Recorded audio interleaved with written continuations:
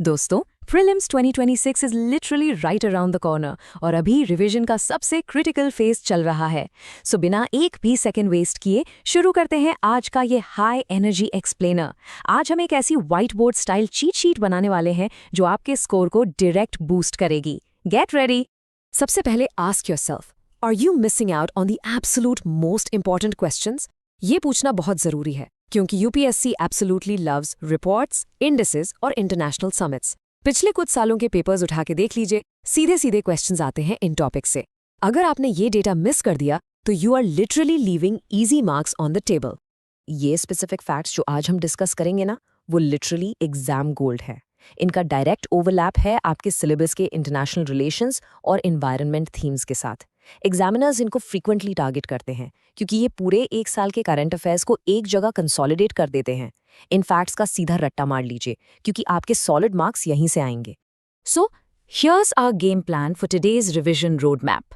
हम कवर करेंगे the strategic summits, crucial indices जहां हम इंडिया की रैंक्स देखेंगे, उसके बाद एनवायरनमेंट एंड रिस्क रिपोर्ट्स और आखिर में एक rapid fire final revision master class. All right, let's jump straight into our first major block, the strategic summits, focusing mainly on BIMSTEC, COP30, or IBSA.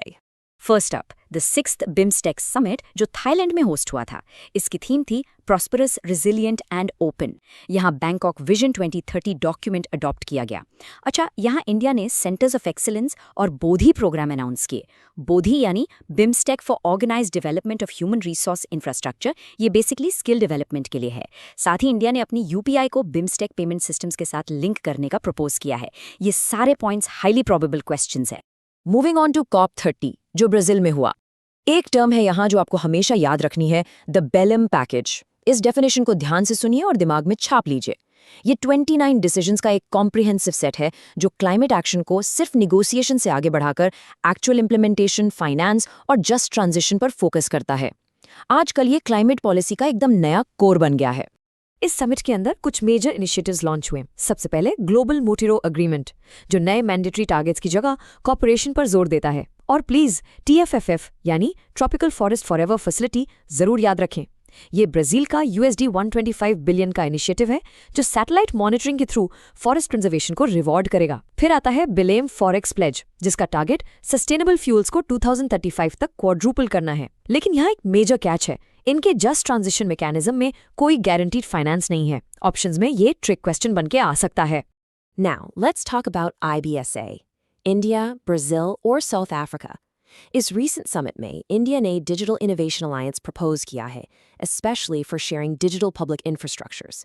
इसका मतलब है कि इंडिया अपने super successful models जैसे UPI और CoWIN इन nations के साथ share करेगा। Security और tech space में ये एक massive strategic alignment है। Okay, moving on to everyone's favorite scoring area, crucial indices और इंडिया की रैंक्स। यहाँ हम यूपीएससी की होली ट्रिनिटी को टारगेट करेंगे। पब्लिशर कौन है, इंडिया की रैंक क्या है और टॉप परफॉर्मर कौन है। 151. Lock that number in your brain right now. India की rank world press freedom index 2025 में 151st हो गई है आउट ऑफ 180 कंट्रीज। पिछले साल हम 159 पर थे, तो हाँ, एक स्लाइट इंप्रूवमेंट जरूर है, बट हम अभी भी वेरी सीरियस रिस्क कैटेगरी में आते हैं। ओह, और इसको रिपोर्टर्स विदाउट बॉर्डर्स पब्लिश करता है। Next number 102।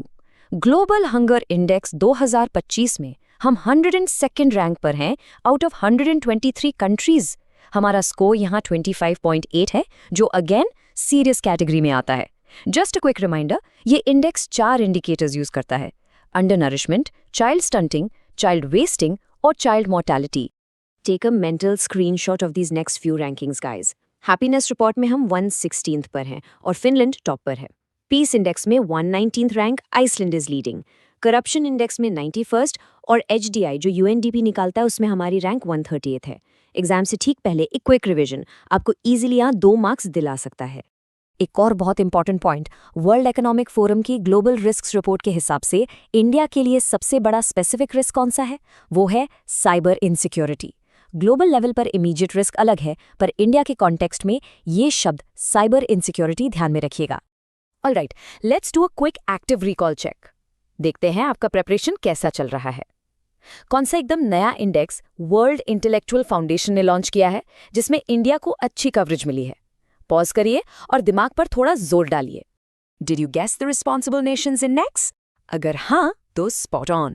The Responsible Nations Index या RNI इस नए इंडेक्स को अपने नोट्स में बस अभी ऐड कर लीजिए, क्योंकि यूपीएससी उन नए और यूनिक इंडिसेस को हमेशा टारगेट करता है जो बिल्कुल पहली बार लॉन्च हुए होते हैं। Let's shift gears and look at some crucial environment and risk reports, tracking both climate performance and global security. Take the Climate Change Performance Index यानी CCPI 2026। यहाँ पैरामीटर्स का वेटेज समझना सुपर इम्पॉर्टेंट है। ध्यान रखिए कि इनमें से GHG एमिशंस का वेटेज सबसे ज़्यादा है, पूरे 40%।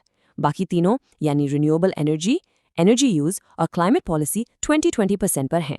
और सबसे प्राउड होने वाली बात यह है कि इंडिया यहाँ ग्लोबली 9th रैंक पर बैठा है। एक बहुत ही इंटरेस्टिंग कॉन्ट्रास्ट है दो मेजर ग्लोबल रिपोर्ट्स के बीच। एक तरफ WEF का ग्लोबल रिस्क्स रिपोर्ट है जो जियो इकोनॉमिक कन्फ्रंटेशन को टॉप इमीडिएट ग्लोबल रिस्क बताता है। वहीं दूसरी तरफ institute for economics and peace का ग्लोबल टेररिज्म इंडेक्स है जिसमें इंडिया ने 13th रैंक पर काफ़ी ज़्यादा इंप्रूव किया है क्योंकि टेररिस्ट अटैक्स में सिग्निफिकेंट कमी आई है। दोनों पब्लिशर्स और उनके प्राइमरी फाइंडिंग्स को एग्जाम में मिक्स अप मत कीजिएगा।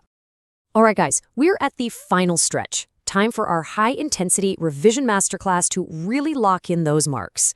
बस 4 स्टेप्स में अपना पूरा डेटा लॉक कीजिए। स्टेप 1, बिम्स्टेक के की पॉइंट्स और इंडिया के प्लान्स को अपनी टिप्स पर रखिए। स्टेप 2, COP30 का बिलिम पैकेज और उसकी 29 डिसीजंस का कोर आइडिया एकदम क्लियर समझ लीजिए।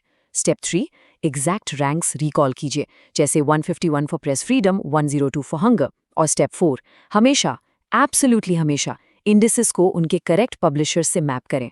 ये फ्रेमिंग एग्जाम में पक्का आती है।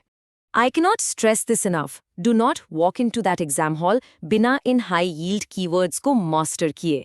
बुद्धि प्रोग्राम, बिम्स्टेक। TFKS किस समिट का हिस्सा है? COP30 Brazil. Digital innovation alliance कहाँ प्रपोज हुआ था? IBSA। और वो नया इंडेक्स कौन सा है? RNI। ये टर्म्स आपको सीधा सीधा ऑप्शंस एलिमिनेट करने में हेल्प करेंगे। तो दोस्तों, अपने सारे डेटा पॉइंट्स सॉलिडिफाई कर लीजिए और इस एक्सप्लेनर को अपने फेलो एस्पिरेंट्स के साथ अभी शेयर करें। बट बिफोर यू गो, मैं आपको एक थॉट के साथ छोड़ना चाहती हूँ।